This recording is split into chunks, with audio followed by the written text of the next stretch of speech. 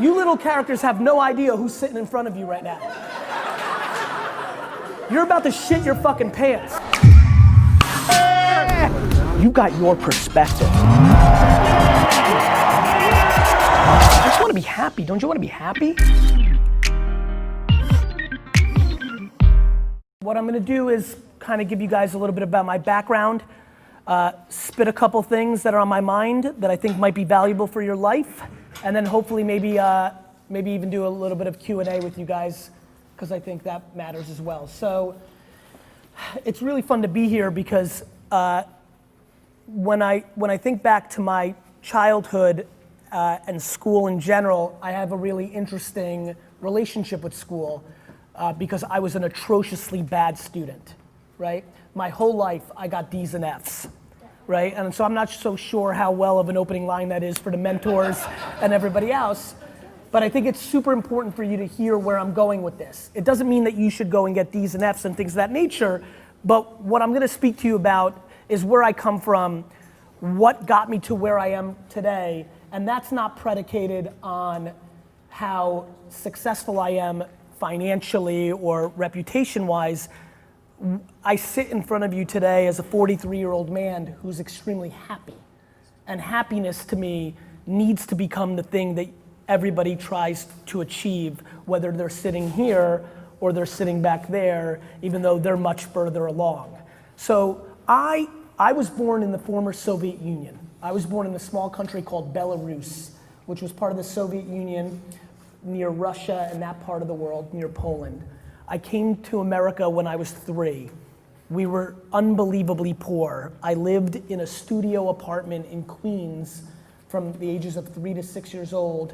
That was literally the size of the stage that I'm on now with 5 other family members. So I came from a really kind of early, rugged place. We didn't speak the language. The economy was bad, so it was hard to get jobs. It was tough. The only thing my parents knew was like to try to get different jobs. One of the jobs that my dad got was to work at a liquor store. So he worked making $2 an hour, stocking shelves in a liquor store. He didn't go to school in America. He couldn't speak English. He just had to provide for his family. We lived extremely humbly my whole life. My dad worked very hard. We saved every dollar. I went on one family vacation my entire childhood. It's just the life that I lived. It's where I came from. We eventually moved to New Jersey after my dad became the manager of that liquor store, and we made a little bit more money, and we were able to move to New Jersey. In New Jersey, at the age of 6, I started my businessman entrepreneur career, right? If I could wish all 66 plus of you one thing besides health, I would wish you self-awareness. Self-awareness is an understanding of who you actually are versus who you wish to be, who your parents wish to be, who even your mentors wish you to be. It's you understanding who you actually are. At a very young age, I knew who I was. I was a kid that loved to make money. I was a kid who, instead of going outside and playing, wanted to sell lemonade, wanted to shovel people's snow, wanted to rake leaves, wanted to wash people's cars. I wanted to do stuff to get money. That's just who I was. And it wasn't even about the money. I didn't want to buy stuff. It's not like I wanted to buy Nintendo or a football. I just loved the game of trying to build a business. The same way you might love playing a video game or playing a sport or reading, or I don't know what you love, but what I loved was having a business. Now, right now in America, like being an entrepreneur, having a business is cool. When I was growing up and I was your age, it was not. The only way out of my tough situation was to go to a great college that would help me get a job. That's what I grew up with. That's what they grew up with. There was one path in America that everybody was talking about, which is get a great education to your way out. Now, that worked for a lot of people. And by the way, it's gonna work for plenty of you as well. I'm sure many of you in this room wildly understand that you are quite fortunate to be within this ecosystem, and it's going to give you opportunity. The problem is, and I'm not sure if this is on the agenda, I hope I'm not breaking anything here, Ted. The problem is, how old are you guys? Great. Amazing. So at 11 and 12, I already knew who I was. At 11 and 12, I was already going to malls and hotels and selling baseball cards at shows. When I was 11 and 12, I was making $1,000 a weekend selling baseball cards. I just was. How? I had no money. My parents had no money. What did I do? When it snowed, I went to people's houses, rang their doorbell, and asked them to give me $1 to $5 to shovel their yard, and they said yes, and then I worked for 30 minutes, shoveled somebody's yard, got $5. Or in the summer, I got lemonade, I set up, I did a lemonade stand. Like, I did things. I didn't have the internet. There was no internet for me. How many of you have a smartphone? You guys have Instagram. You guys have Twitter. You have the internet. Thank you. Like, I didn't have that. What I had was my neighborhood in New Jersey, and I could hustle and make money, and I saved. And in the same way for you guys now, people care about things like Yeezys and Supremes and stuff of that nature. When I was in your age, that was baseball cards. Everybody in my class wanted cards. They wanted sports cards. They wanted Greek Freak rookie cards. They wanted Steph Curry rookie cards. They wanted that, right?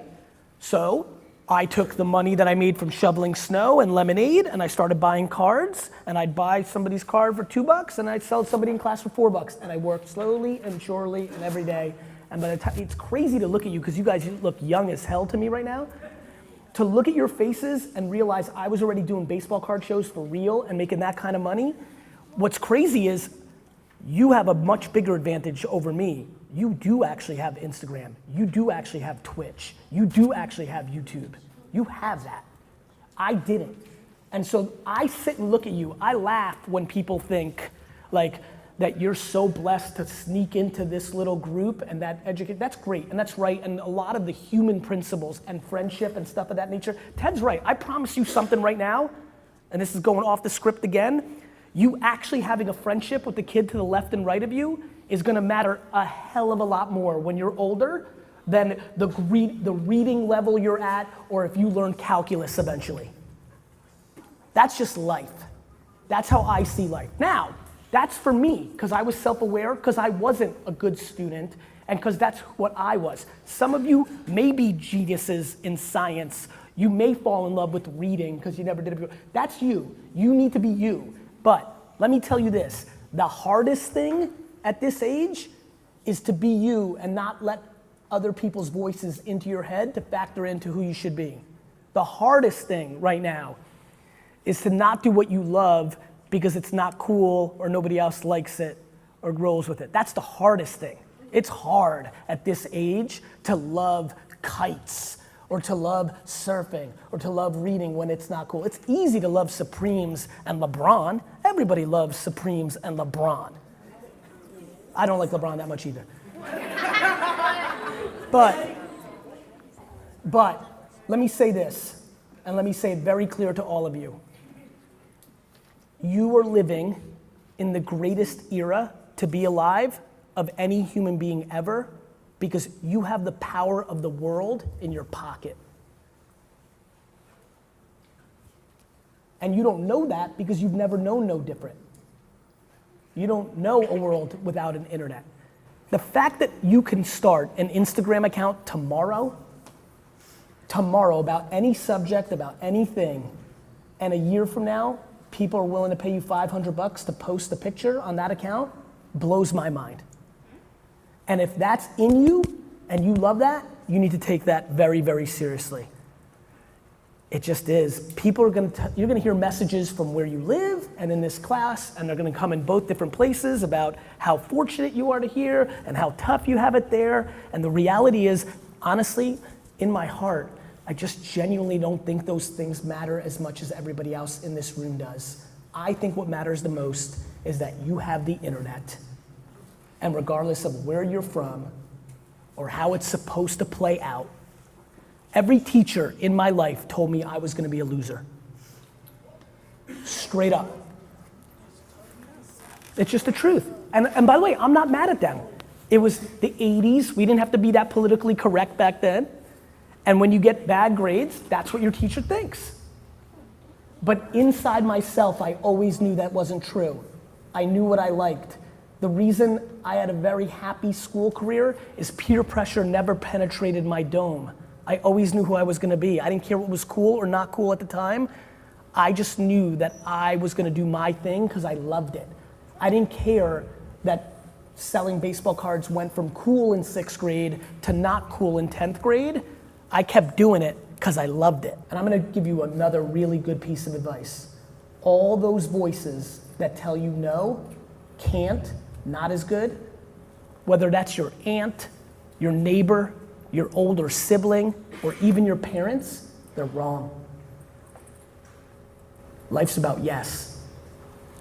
It's just the truth. It's just unbelievable, my man. It's just unbelievable how much opportunity you guys are gonna have the rest of your life. It's just unbelievable. It makes no sense. Boys that look like you in the 80s, lost. Boys that look like you in the 2020s are gonna win. Because the generation I grew up with and they grew up with, the system wasn't as good for us that grew up with nothing. The next generation, because of the internet, the system is benefiting the people that know what it's like to struggle or fight. It's hurting the people that are entitled and are soft and have it easy. You guys have a blessing in your circumstance, and I don't think people are telling you the truth about how big the blessing is and how big the opportunity is. That's my truth. That's what I think is happening. I think that you need to start communicating to the world about the things you're interested in.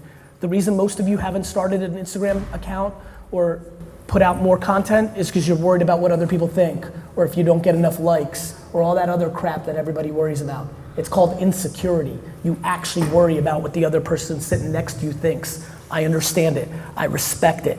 99% of the people live life that way. But the reality is, the quicker you figure out how not to factor that in, is the quicker you're gonna get real happy real fast.